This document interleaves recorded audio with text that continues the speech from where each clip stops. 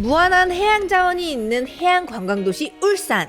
울산으로 떠나는 친구들을 위해 저 영진이가 준비한 신나는 울산 체험. 울산에서는 어떤 재밌는 체험을 했을지 궁금하시죠? 해양문화체험 자원지도와 함께하는 마지막 체험. 함께 출발해 볼까요? 안녕 친구들, 반가워요. 금손 영진이에요. 오늘은 제가 이곳 울산에 왔습니다. 이야! 오늘도 이 해양문화체험 자원지도를 보면서 즐거운 여행을 떠나볼 건데요. 그 전에 우리 척척박사 호기를 한번 불러볼까요? 호기야, 호기야, 호기야, 호기야. 안녕 친구들, 바다에 대해 모르는 게 없는 척척박사 호기야. 오늘도 영진이와 친구들의 알찬 체험을 위해 준비를 많이 해왔어. 이제 우리의 첫 번째 체험 장소 대왕암 공원으로 떠나볼까?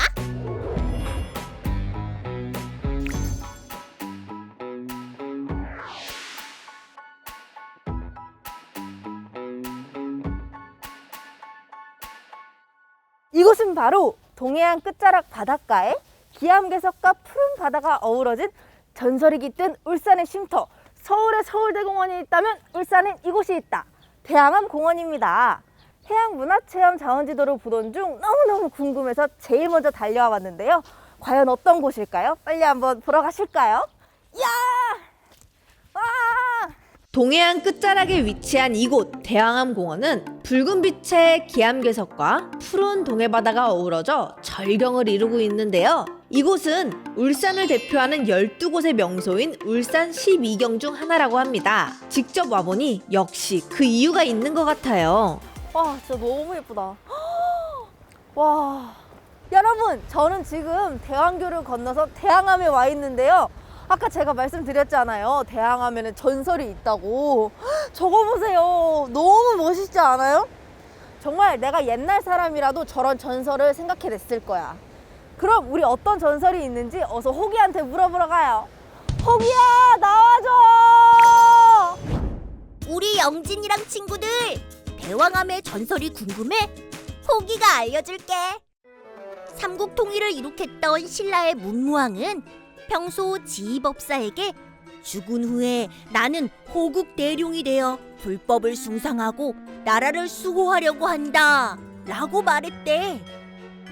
그렇게 문무왕이 재위 21년 만에 돌아가시자 그의 유언대로 바다 위에 암석 밑에 묻힌 뒤 용이 되어 동해를 지키는 신이 되었다고 해.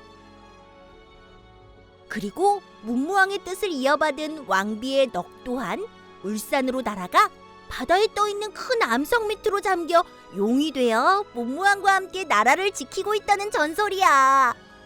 궁금한 게 생기면 또다시 나를 불러줘. 이곳은 대왕암 공원에서 가장 핫한 포토스팟 중에 하나인 울기등대입니다. 대왕암 공원에는 2개의 등대가 있다고 하는데요. 뒤에 있는 이 등대가 예전에 지어진 낡은 등대고, 저기에 있는 저 등대가 최근에 지어진 새 등대라고 해요. 울기등대는 1906년에 동해안에서 가장 먼저 설치된 등대인데요. 80년이 넘는 세월 동안 뱃사람들의 눈이 되어주었다고 합니다. 그 결과 울기등대는 2004년에 그 가치를 인정받아 국가등록문화재 제106호로 지정되었다고 해요. 해안 산책로를 걸으며 느껴지는 시원한 바닷바람과 상쾌한 공기는 잊을 수 없는 최고의 체험이 되었어요. 이 상쾌한 공기는 대왕암 공원의 해송 덕분이라고 하는데요.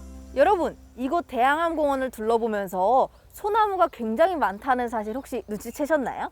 이곳 대왕암 공원은 15,000그루가 넘는 소나무들이 빽빽하게 자리하고 있다고 하는데요. 피톤치드. 이 상쾌한 기분 그대로 다음 여행지로 떠나볼게요. 가시죠.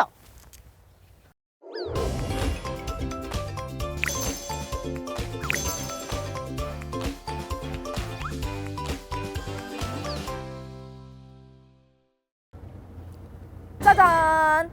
2번째로 방문한 이곳은 울산 남구에 위치한 장생포 고래문화특구입니다.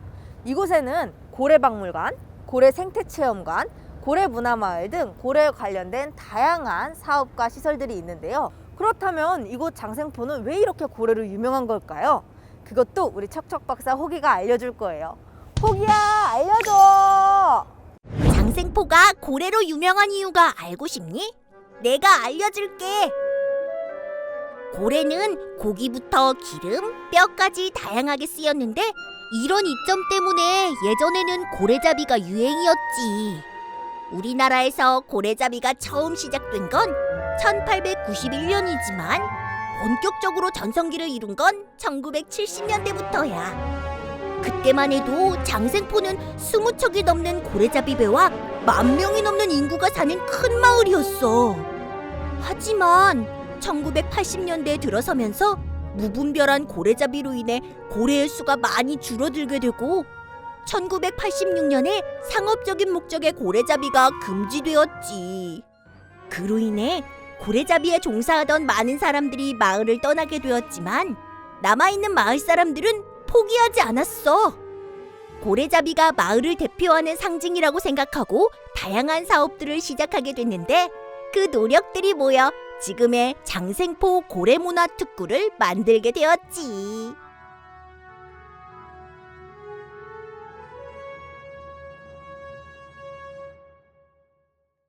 그럼 고래문화특구 안에 있는 고래박물관부터 한번 살펴볼까요?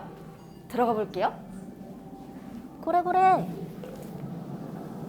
처음 찾아온 이곳은 장생포 고래 역사의 집합체 장생포 고래박물관입니다. 2005년 5월에 개관한 장생포 고래박물관은요, 고래와 관련된 각종 정보와 교육을 위한 해양 관광 자원으로 사용되고 있는데요. 턱이 이만하면 이걸로 그냥 이렇게 뿐만 아니라 사라져가는 폭염 유물과 고래에 대한 자료를 수집하고 보존하여 장생포의 역사와 해양 생태계의 연구에 도움을 주고 있습니다.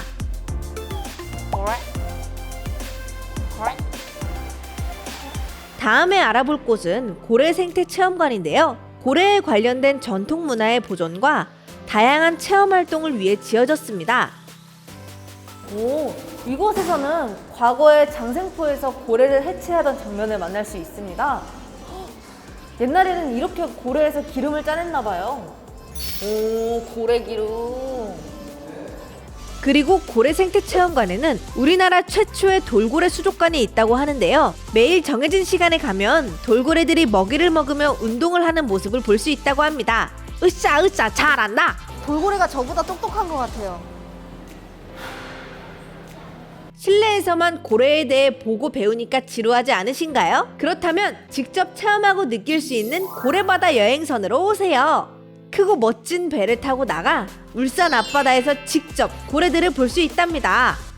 와, 이렇게 우리나라의 고래에 대해서 자세히 알 수 있다는 걸 처음 알았는데요. 이제 우리 아쉽지만 마지막 여행지로 떠나볼까요?